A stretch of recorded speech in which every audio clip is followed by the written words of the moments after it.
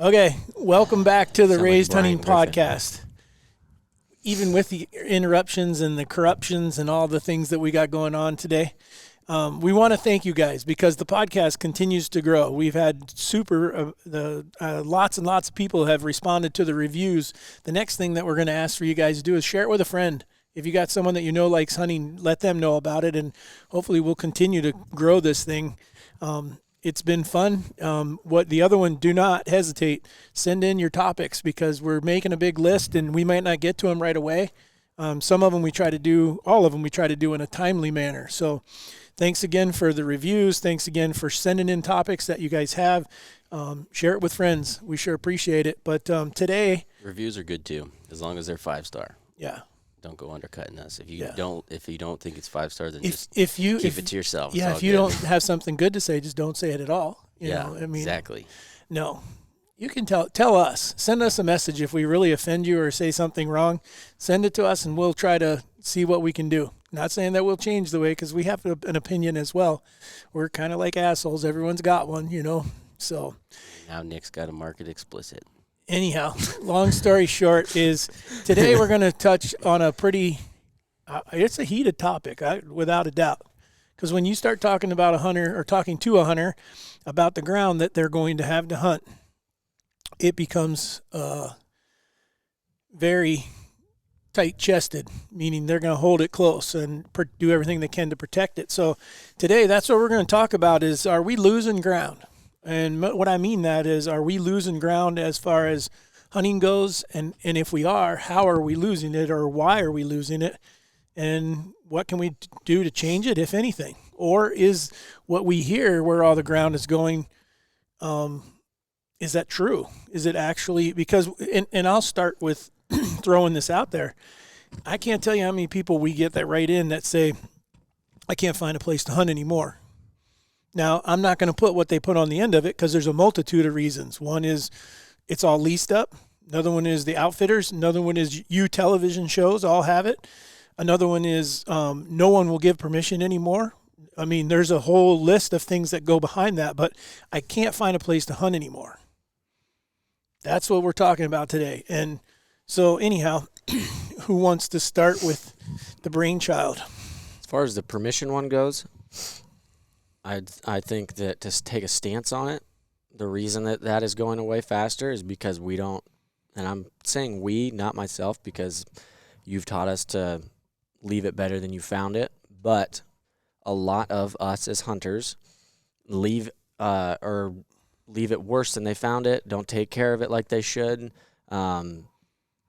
shoot a cow on accident, and I say that because it's happened where I hunt, all sorts of crap that it's more of a hassle, liability, or burden to a farmer to let somebody hunt as opposed to not.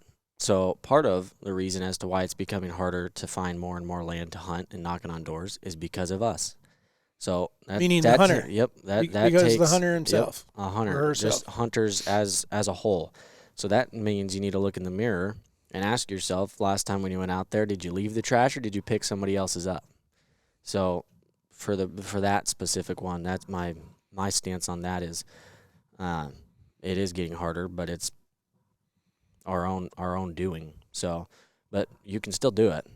It just sure what me and Warren have done it multiple times. We're probably now over hundreds of doors knocked on in Iowa, and maybe out of all of them, 5 yeses, if that. So Yeah, I'm not going to say it's just that. a matter of going and knocking and knocking and knocking. Nobody says it's going to be easy.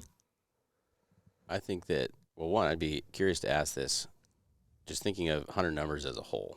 Okay, so, right, we were, for a few years there, hunter numbers were down. Then COVID came, and now hunter numbers are back up.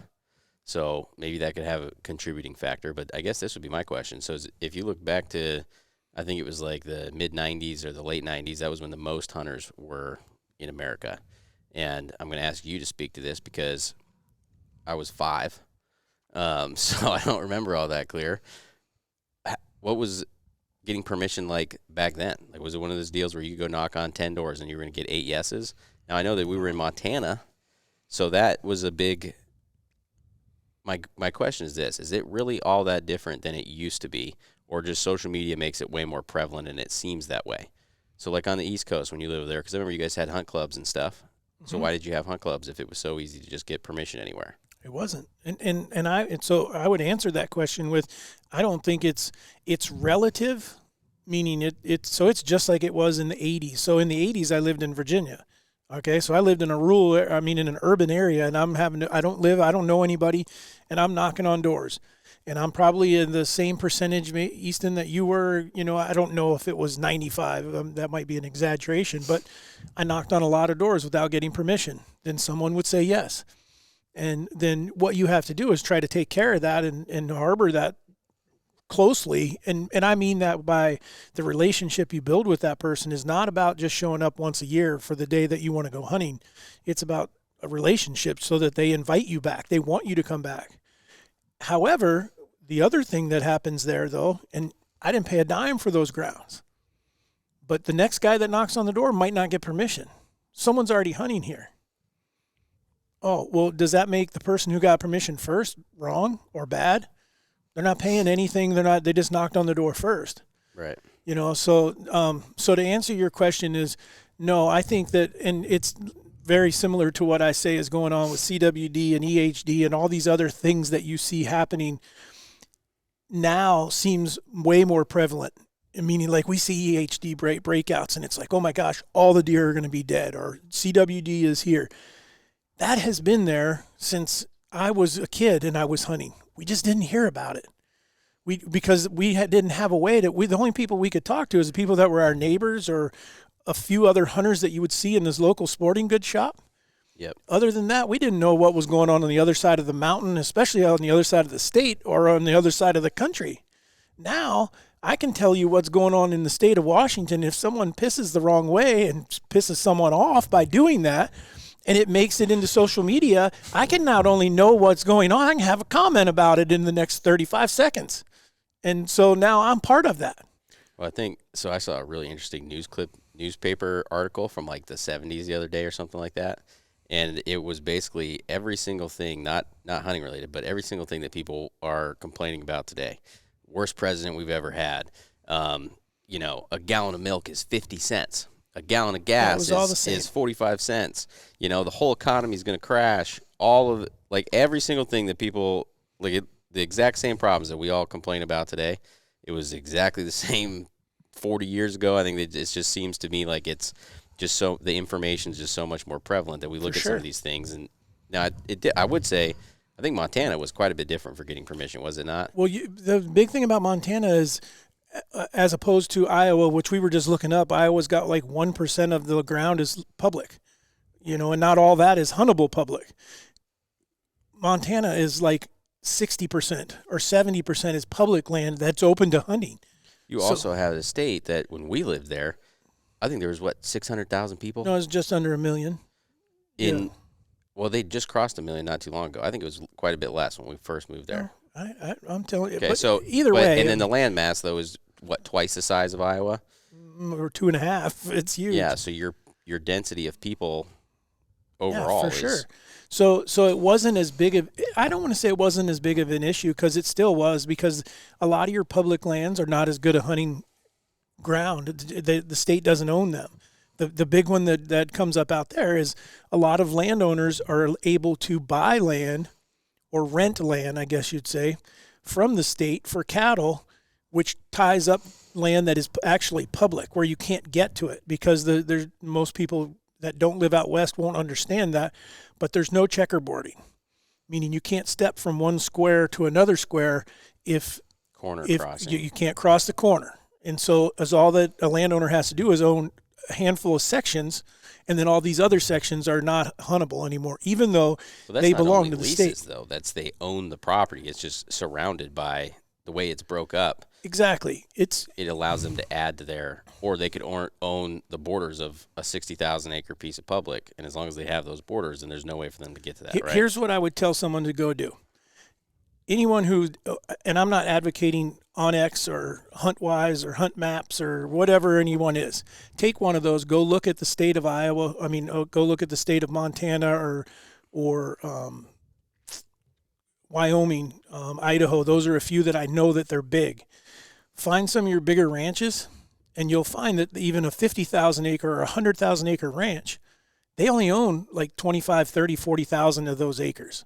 The rest of it is owned by the state, but it's inaccessible because of the way that the state has allowed them to have their ground, to lease that ground. It's technically for cattle, but it keeps people out of their entire ranch. It's a big, big, big problem. It's a different problem out west than what we're dealing with in the Midwest or back east, where it's just small parcels of land. Things have been cut up. The one thing that is still, everyone has to understand, the number one thing that is taking away our hunting ability is just the fact of there's more of us and the expansion and the urban sprawl. Meaning people, not necessarily hunters, yes. No, I'm saying people and building, and there's, I mean, I can literally, it sucks when you look back, when you're 50 some years old like I am, and you look back, and I could take you to places where I first rabbit hunted and I first deer hunted.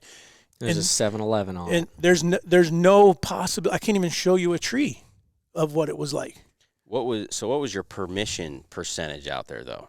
And because I know this is going to vary a lot in Montana, because you had some stuff where people had 50 acres on the river bottom or 100 acres on the river bottom, and you had other people that had 30,000 acre ranches. I guess I'd have to think about it, and I'd say, like, I remember hunting turkeys outside of Lewistown. That was all knocking on doors. Yep. Jason and I, but at that time, I will say that I got somewhat elaborate in that I learned that knowing a Jason Manley, buddy of mine at the time, and he ended up later on became fire chief, but he was a volunteer firefighter. He knew everybody. If I went with him, chances are he might know someone, and they might let us on. Not what you know, who you know. Yeah, I mean, it was that kind of stuff. Now, when I went where I hunted whitetails up around the Shoto area, I didn't know a soul, knocking on doors. The two biggest landowners in there that everyone told me there's no way you're going to get permission to hunt them, I was hunting both of them. Now, one was very limited. I had to go by his rules, like you can only come in at this time. And so how did you do that? I don't know. I mean, knocked on the door and knocked was polite. on the door and polite, and I was persistent. I didn't. Okay, so you just knocked on his door though, and they'd 100%. already told you couldn't get on there, and you just someone knocked on his did, door. yeah. Some people, like I want to say it was probably the firefighters that I worked with in Great Falls. When I told them, I was like, "Does anyone know this neighbor, or this up there?" Oh, don't even bother. They'll never let you on. Okay. And then the comments were, why do you think when you drive by there and you see 250 deer in the field? Because they don't let anyone hunt. Well, next thing you know, I'm sitting in a stand seeing 150 deer in the morning. And I mean, 5 Pope and Young bucks a day is what I would average from my stand to see. I mean, going from living in Virginia to that, it was like watching the Milk River videos from way back in the 80s. I was in hog heaven. That would be pretty cool. Were you running into any other people? There was 1 or 2 other guys that were able to hunt. So probably nobody had ever even thought to ask. They all just assumed that. Well, they might have thought of it, but they just thought, there's no way. You're not getting permission. Yeah. I think a lot of people are just scared to ask in general. Yeah, I think so. It's definitely gotten a lot more prominent of people asking for permission.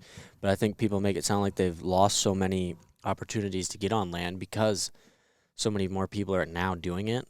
And now when they actually go try it, they realize, okay, you're going to have to knock on quite a few doors most of the time, depending on where you're at, to get a yes. For sure. And I don't think that's been – I don't see why that would have necessarily changed besides in the areas like what I was saying where hunters have ruined it.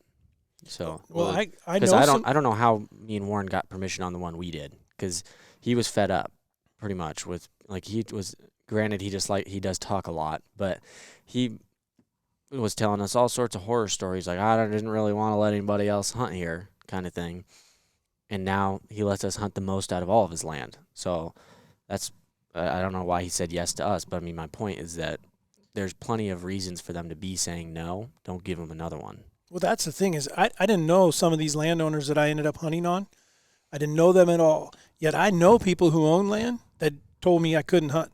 And the reason that they told me was exactly what you mentioned was, I don't want to have to go out and clean up the McDonald's trash. I don't want to have to go find out where my cows are because someone left a gate open. And they don't find that until it's not, and it's never a good time to find that, but it's always at a very inconvenient time, snowing sideways or something, and then there's a cow or a horse not where he's supposed to be. Yeah. Hopefully nobody listens to this podcast episode because I'm going to give away a golden nugget. I'm not going to give them exactly how to do it, But one thing I learned when East and I were really trying to get permission is sometimes you need to learn you got to change your tactics. That sometimes knocking on 100 doors and getting 1 or 2 yeses is not the most efficient way. It's not efficient at all. No, no, it's a brute force tactic. But I think then you have to look at the same time too is what we're talking about doing is being a completely random person going up onto somebody's doorstep. Oh, I know what you're going to say here. Asking them to hunt on their property and to come onto their place whenever you feel like, and they don't know you from Adam. I mean, they don't know who you are at all. Opposed to, let's just say, for us that don't own land, if somebody came up to me and they're like, hey, can I sit in your backyard and try and shoot that rabbit? I'd be like, absolutely not. I don't know who you are. I don't know what you're about. So before you go and pop the big question, maybe try to come up with ways to build relationships with those people before you're asking them to go and carry a firearm or a bow or any kind of weapon and kill an animal on their property. Because there's not going to be a ton of people that are going to be okay with that. From my experience, the ones that are going to be okay with that is going to be your farmers that hate deer. And guess what? That's the ones that everyone else is going to complain about. They let everybody hunt because they just want the most deer dead. Absolutely. So, but you may need to take a little time and think about how can I do this? And this does work. I know for a fact it works because I do it. Try and build a relationship with them before you go and ask them something like that. And then, but that's a lot of work as well. Like you got to be ready. Like you're going to have to, call them from time to time, maybe take them permission brownies, maintain a relationship with them that lets them know that, hey, you can trust me. I'm not a piece of shit. I'm not going to let your cows out. I'm not going to do those things. And I think that you'd be shocked at the amount of ground that you can get on. Because I do hear a lot of people saying that it's impossible to get on ground nowadays. And I don't agree with that. I do agree with it. Maybe it might be harder because I think 25, 30 years ago, people were just less crazy or it wasn't as apparent. So people were willing to allow just a random person to go on their property. But you have to remember that you are a random person to them, unless they know you somehow, which I think that's why landowners, once you get in with one, then a lot of times they're willing to tell you their neighbor. Yeah. Yep. I mean, the other thing, make sure you specify. This is where you get a little bit of a benefit. Specify what kind of hunting you're doing, whether it's bow hunting, rifle hunting, shotgun hunting, whatever is legal in your area, but not biasly to us, but we primarily bow hunt. I always open with, hey, I was just curious if you'd maybe allow any archery deer hunting. And they have been much more open to 100%. archery than they are rifle, solely for the fact of, I think, mainly because they don't have to worry. Your arrow's going to go 30 yards, 40 yards, as long as you're not launching it. As opposed to a rifle can go miles, depending on what kind of gun it is. But so that's another way to kind of open them up, like, oh, that doesn't bother me about having that around my cows, kind of thing, So weapons can be one thing. The last thing that you want to do is not be truthful. And what I'm saying to that is, if you hunt with a crossbow, tell them you're going to be using a crossbow. Because the moment you tell them that you're an archery hunter and you're going to show up and you're going to want to go archery hunting, and all of a sudden they see you pulling out this thing that looks like a medieval scope on it and everything like that, they're like, what the heck?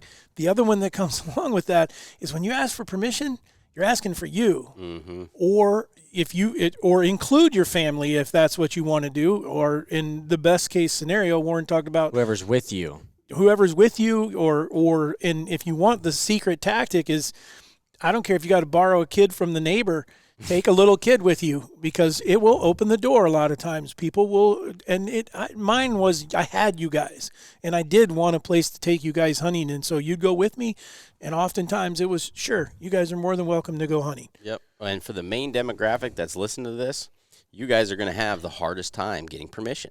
Take your girlfriend with you, take a wife with you, or your kids, because what happens is when you're a 20 to 50-year-old guy and you're standing on the porch of a little old lady that lives alone, or maybe of an old gentleman, especially at night or something like that, and they don't know who you are, they're scared. Don't go at night. And yeah, I wouldn't be going at night at all. And then the other thing is, when you knock, then get back. Like, give them some space where they don't feel like, hey, I'm going to get mugged.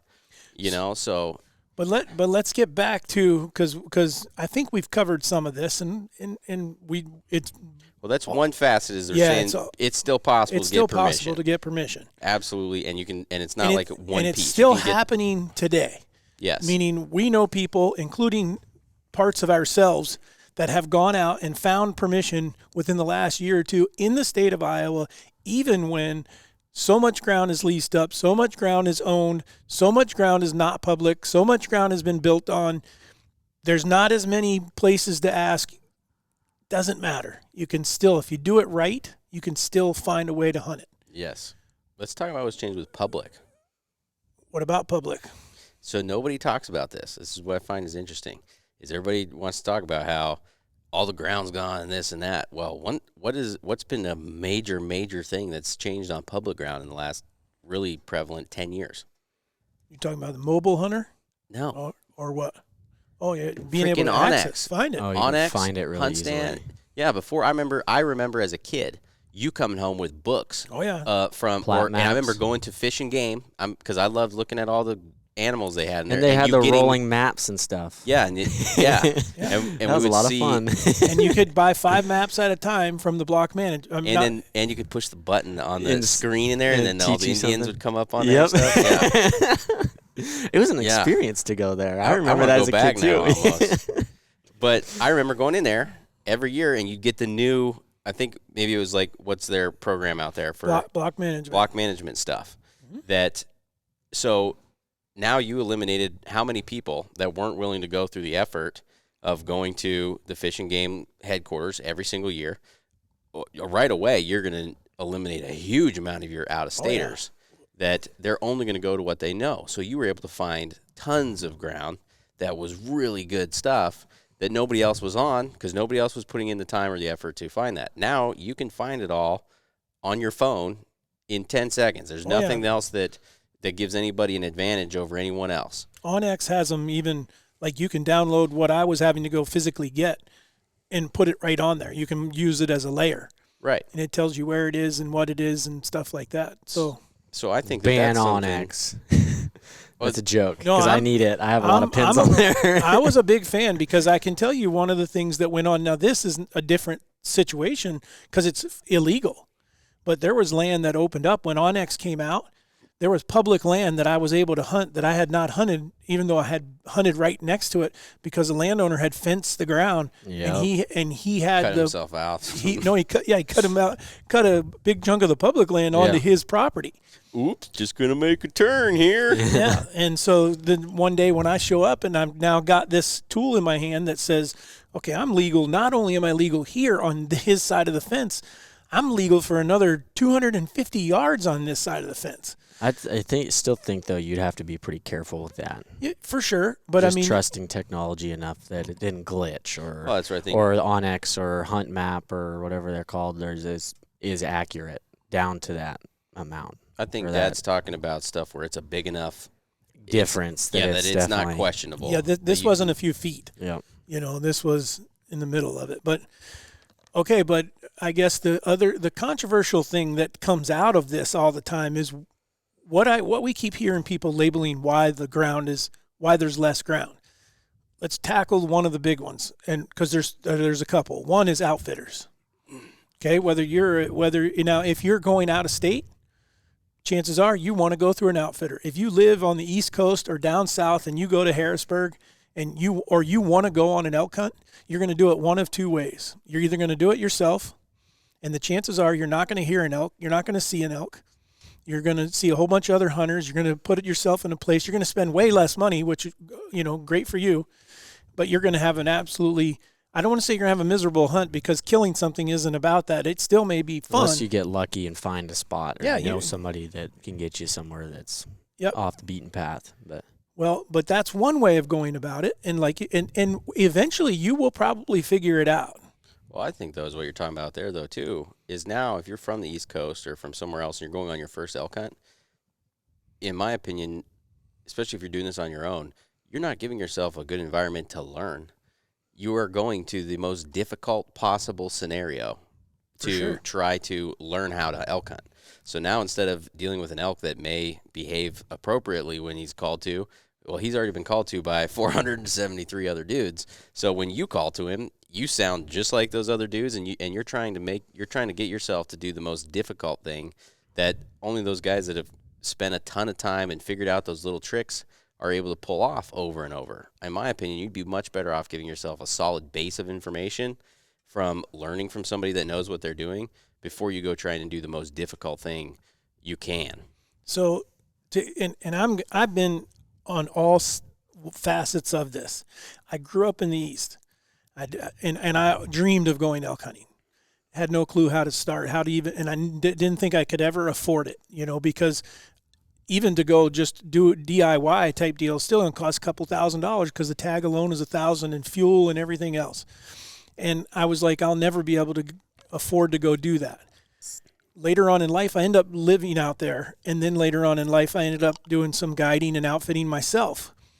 What I would tell someone is, if you truly want to do it and you want a great experience that one time, it's not something that you think you're going to be able to go do multiple times. Save the money for another year or 2 or 3 years or whatever it takes to go through an outfitter.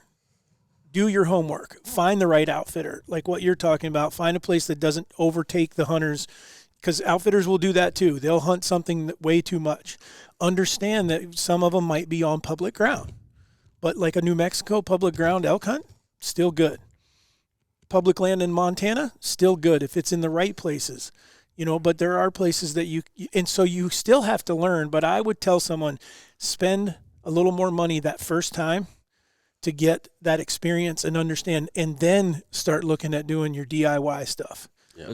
So those are great tips, but is outfitting affecting your ability to go get land to hunt, like primarily in the Midwest or Iowa?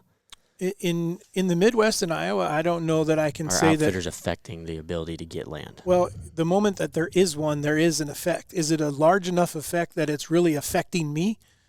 I don't think that they're significant enough. I don't think that they're taking up enough ground, taking enough hunters that they're overkilling the deer or something like that.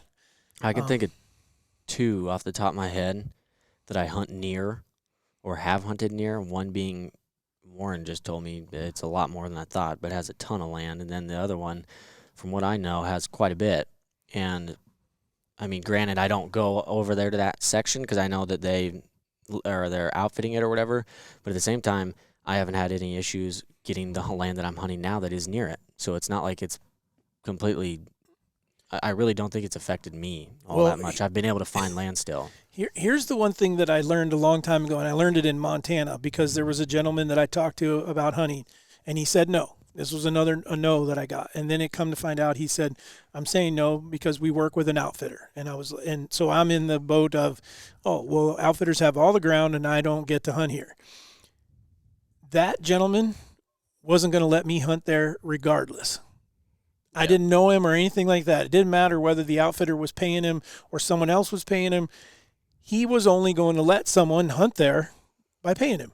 Yep. And I didn't have the money to pay him at the time. So that's not the person who's paying. That's the person who owns the ground.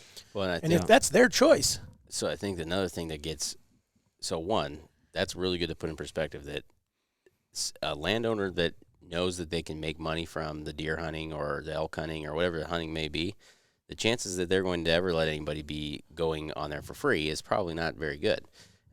They're going to always be making money from it because they can make money from it.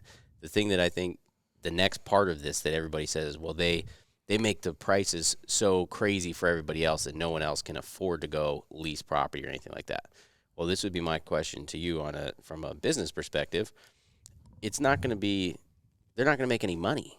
If they go and they start paying $50 an acre for a lease, right? Now he's got to charge his deer hunters $10,000 or something to be able to clear any money. So your outfitters probably aren't going to drive your prices super ridiculous on leases, because if they did that, they couldn't make any money themselves. Could be. I mean, I don't, unless it's just math. I mean, that's just right. Basic economics. Like if they go and they pay too much for ground, and now these other people think that they can get this amount per ground. One, there's going to be very few other people that can afford that. Two, the outfitter is not going to be in business very long because he's not going to be able to cash flow anything. And I'll use our example where I was when I was elk hunting or when I was guiding for elk. The outfitter that I worked with, we had about 12,000 acres that we were hunting. He didn't pay them a whole ton of money, but I can tell you right now, no one else was going to get to hunt there. He had a reputation or a rapport with that landowner is the only reason that we were getting to take a few hunters in there. Now he was paying them by the animals that we killed, not by the amount of land. But someone could not have come in there. I believe that with all my heart. I know the gentleman that owned the ground. And if I had walked in there not knowing him today and said, I'll pay you quadruple what this guy is paying you, he would have said no. Mm-hmm. And I still wouldn't have been able to hunt there.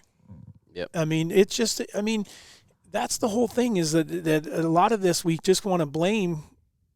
Well, there's people that are the other way too. We've met people that will never lease. They will never Absolutely. lease. Yep. Well, that's the other point I was going to say is that we hear all the time, well, you guys own land or you lease a bunch of land or you do this or that or I lost a bunch of land to somebody leasing, which I get 100%. But at the same time, for my own sake, because I now for the past year or two had felt like, okay, if I could go get maybe like 50 to 100 acres or something, possibly depending on how much they're going to charge me to lease my own piece of land. I thought that would be awesome. I think it was harder for me to go find somebody willing to lease than it was for me to find permission. That's with money on the table. So right. The whole thing of lease people lease everything unless you just have money, a ton of money to like really bribe somebody. I don't see how that is affecting the hunting as far as what land you can get onto because I don't run into it. And I'm not hunting the stuff that you've worked and owned and stuff like that. Right. I'm doing exactly what the normal person is doing and going knocking on doors. I'm normal. Yeah, you've been normal, but you've worked for 40 plus years to finally get to a dream of getting land. Right, I'm just in a different. Not like. Why don't we tell everybody how much ground Raised Hunting owns? We own 170 acres total. Wow! I know everybody is shocked because according to half of TikTok, it must be nice to have our millions of acres. Right, and I am so upset that they aren't right because I would be doing the violin trend with plat maps of our freaking land. If that was the case. If that'd be fun. Dad's not going to know what that is. No, I know that if I had my choice, I would own more. But that's what I've been able to afford at this point. So I think where this stems from, though, so then let's just go ahead and attack the TV shows. The TV shows and the outfitters are the reason that you can't get on ground anymore. So, one, let's just play devil's advocate for a second and say that your leases, right?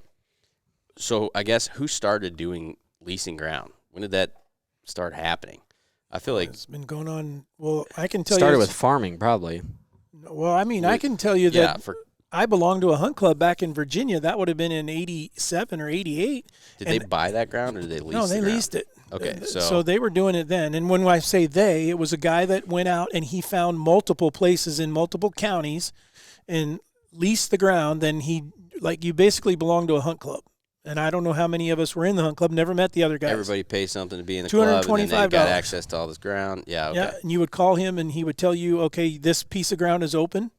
And then even the pieces of ground were marked like an A, B, C, or D, and so you got Section A. That's where you stayed that day. Okay. So now we know that leasing it in, so it's probably been much earlier than that, but at least since the 80s. For sure. So now let's say the only thing that could have changed between the 80s and early 2000s is then there was TV, and hunting TV got much more popular. So maybe, was the juries or Realtree Monster Bucks or anybody really talking about all the leases they had? Like, where was that getting publicized? I guess out in Montana, you did hear some of the Realtree and them when they leased along the Milk River and stuff like that. There was, but again. So my question is, did TV start talking about leases and let all the landowners know? No. Because that's where the root of the question comes down to is when did the landowners know that there was value in the wildlife on their property? I don't think that's what the premise of saying TV shows have ruined. I think it's more so the fact that TV shows have the access to do it, not necessarily are telling everybody to go lease land. No, that's why I'm playing devil's advocate, because there would be a much larger impact by saying that TV brought leasing to the forefront. Now all of a sudden everybody knew. Now some farmer watched it and he said, "Holy shit, I can charge somebody $5,000 to come shoot my deer. Well, And my point is that I don't think we're assuming landowners are really stupid if they didn't already figure that out with that being around from the 80s. You can't sit here and tell me that because TV, that's the only reason that people found out that they could lease their ground out to hunting and make money. Well, I think that you're missing. No, they've been doing it with farming forever. That's but I my think point. you're Is so missing that it would have happened one no matter major what. element. You're missing one major element, that the misconception, TV means you're rich. That's my point. Yeah. It was TV saying that you means have you're- the ability to do it. Yeah, Right. but you're talking about ground that you're on. You're talking about grounds that TV's shows are leasing up. No, and No, and I'm I saying think what Dad's saying, that what they are the what I think people are referring to is, okay, you're on TV, you're making a lot of money, so either you bought it or you're leasing it, and you can pay whatever that Yes. they're asking for. Yeah. And that simply is not. There is a limit. Will I pay for ground to lease? Yes. Why? Because I don't like to deal with. I can't deal with it when this becomes part of what we do for a living. Then I can't have outside entities and things like that out of your control. out of my control. Trust me, if I had my choice, I would still hunt all public for elk. That's all I would do. It cost more to produce a television show to get all the legalities and everything that you can get to film on public ground, because you have to buy, especially daily passes. daily passes that accumulate to like $3,000-$4,000 a day sometimes. On national forest. On and stuff. national Yeah. forest, state ground, BLM, they all charge a separate fee. And if you don't know that you're going to stay on any one, you have to have them all covered. Yep. If all of it is there. So that's one thing, like out west. And then when you get it back here, same thing. And we hunt some places where we share land with other people, and in certain situations it works out phenomenally. We talk to them. I'll bring an extra stand, put it behind theirs, or work with them, or I call them and say, hey, we're not hunting in there. You're welcome to go sit in our stand. We're not hunting. And that, to me, works phenomenally. I love it. I love it when we have that rapport with people, because we share the trail cameras and things like that with them. Squirrel. You. Whatever. On your topics. No, but what I'm getting at He is on one today. No, but what I'm getting at is then what happens, though, is you get another place that someone doesn't like what you're doing. Because they think that because I'm going to be hunting on a Monday, Tuesday, or Wednesday, or a Thursday or Friday, or a Saturday or Sunday. This is what you call soapbox, but I'm supporting, so keep Well, going. all I'm saying is he's on it. I'm going to be doing it. And if I'm going to be doing it, then you might run into me, you might not. But someone gets mad that I do it more than they do, or I put more effort in than they do, and I kill something, and then all of a sudden they're angry. So then on that scenario, you run into something where it's like, oh, well, he's doing this. So now we have someone that is either talking to the landowner, or the landowner is like, I didn't realize you were going to be out here that much.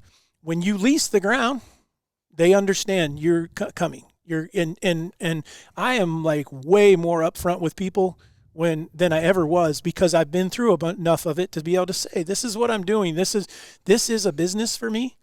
And as much as I love it, but this is part of a business for me. So this is what we're doing. Are you okay with that? And that has worked out phenomenal. So how much ground then are the TV shows, and do we include digital people in there now? YouTube. That's what I was people wondering, if and you're talking about like I would anybody think. that I think films something. they're leasing ground. Everybody too. films something. Yeah, now. but what You about know? the engineer? Well, What about the politician? Yeah, what there's about there's way more people in the general public leasing up a total amount of ground than TV shows. But I'm just saying, let's just try and group as many TV shows. Well, Are we wait a counting minute, though. digital guys? Those damn firefighters. Because I know a group of firefighters that went together to lease a piece of ground. Now that just You don't hear that on Facebook though. Nobody's like That's those right. freaking But- firefighters. But that they were lease the- smart, and they put their money together and said we wanted to have a Are private you place. referring to yourself? No, I'm not part of that. No, not at all. So Damn Brett. it's not Brett either. I won't tell you who it is because it's not fair. Brett would be like, I don't give a shit. Say whatever you want. Right. But if Okay, you so so let's just television include- shows, okay, television shows. And let's include We don't know people on YouTube or anything else. So Okay. it's the biggest net that we can cast. And- So and let's just take Iowa, for instance. We know roughly what we're leasing, and then I know what most of these other guys own and stuff. And I think a lot of them are, if you went everybody that they are associated with and everything they've managed to pull together, maybe 3 to 2,500, 3,000 acres that they own a piece. Okay. Let's just go 4 or 5, and you should be way over. No, let's give them 10,000 acres. Okay, 10,000 acres. Each television show or YouTube influencer, whatever you want to call them, has 10,000 acres. Let's just say We're speaking to just Iowa right now, right? Just speaking to Iowa. And let's say there's 20 of them in the state, because I only know of, honestly, 5 or 6. And then we got to make sure do we get 10,000 acres now too? Yeah, we just quadrupled it, or more than quadrupled. We times 10. exponential ours. I got to go, guys. I'm going to go let the neighbor know that that's ours now. Okay, but if you took that number and you said 10 times 20, we're talking 200,000 acres. How much ground has the television people just taken from Iowa? And we know this because we actually looked up the amount of square acres that there are in Iowa. 36 million. 36 million acres, and they took up 200,000. And now, in public land in Iowa, the state of Iowa owns a total of 390,706 acres. So just under 400,000 acres. Yes. Okay, that's public ground. Not all of that public ground is accessible to hunt. We did it. 40% of the total conservation and recreational land is open to public access in Iowa. Okay, so roughly 180,000 acres is. So what we're saying is, and we went way high on the television side, that they are taking up about the same amount of land as what the public or what the state offers for public hunting. Which is 1% Which of is the entire. Less than 1%. I'm just going to throw it out there and probably piss some people off with it. If you're running into the issues left and right and stuff of not being able to get land, you're either lazy, a prick, or whatever other reason. Because if you are nice, polite, and you knock on enough doors, you're going to get land. It's not that, it's not fun. I don't enjoy doing it. I spend weekends doing it, driving around. You waste a lot of gas. But you meet a lot of people. You can get a yes or no here. You can find gold mines that other people haven't found that don't really hunt. There's all sorts of different things you can do with it. So if you're going to sit here and say you can't get on land because just blame everybody else, get off the couch and go do it a little bit better. Ooh, how about that? It's so annoying. Now that I'm thinking about it, I've heard so many people complaining about it. I'm like, seriously? Get over it. Get off Facebook for a day for once in your life and go freaking do it. The thing I was thinking about a minute ago that when you were on your soapbox that was kind of hysterical is, here it's changed. Say, like, used to, now everybody tells you, go and let's see you guys go kill a deer on public. Let's see you guys go kill a deer on public. And I'm thinking back to several years ago. This is mostly when we lived in Montana still. And they hated you for being on public because they're like, you guys are showing all the spots. Get off of public, And so it's like, you're damned if you do, you're damned if you don't. Like, which I think that's where we have to remember that the people, fortunately, I do believe that the majority that are trolls to that level, you're just never going to be able to please them. That's 1% that they're going to be mad at you if you do this, they're going to be mad if you do that because they're lazy and they're jealous and they just aren't willing to go do anything for themselves. So they're the only ones that have the amount of time to comment on that stuff. But even we talked about the television shows. Let's talk about the outfitters. Yeah. Okay, because they're doing it for a living. They're leasing land for a living. Yep. And if there is anybody that probably can go higher on prices, like pay more for a lease, it would be them. Outfitters can pay more for a lease than a TV show. I'm not saying that. When I was talking about the economics of it earlier, I'm not saying that they can't go higher than maybe the average guy, but I am saying they can't go ridiculously high, right? Or they're going to price themselves out too. I don't really have any idea. See much sympathy for that either because I think the average person, it would take time. The average person could start outfitting. Absolutely, that's the whole thing. It's called save. If you save it for a year or two, and you start with a small chunk of land in Iowa, as long as you have deer there, which it's Iowa, you're going to have deer there. Go see if you can lease 100 acres, and you sell 2 hunts. How many outfitters though are even on? How many outfitters do we even know of in Iowa? I can only think of 5 off the top of my head that are. Who knows? I can think of one that does have a lot of ground around here, like 15,000, 20,000 a piece himself, which I think he's well He's into way a above league of his everybody own. else. Everybody else I know is under 10, well under. Okay, and you said 5. I don't know how many are there. I would think that the DNR would have some kind of list. Okay, so let's just say that's another 100,000 then. So now we're at a total of 200,000 acres between TV and outfitters. There's more than 5, but Yeah, I think the 100,000 though would be. oh, between all of them. Yeah. Yeah, you might be close. Yeah, I still don't think it matters. You put as many numbers as you want to it. Drive to the neighbor.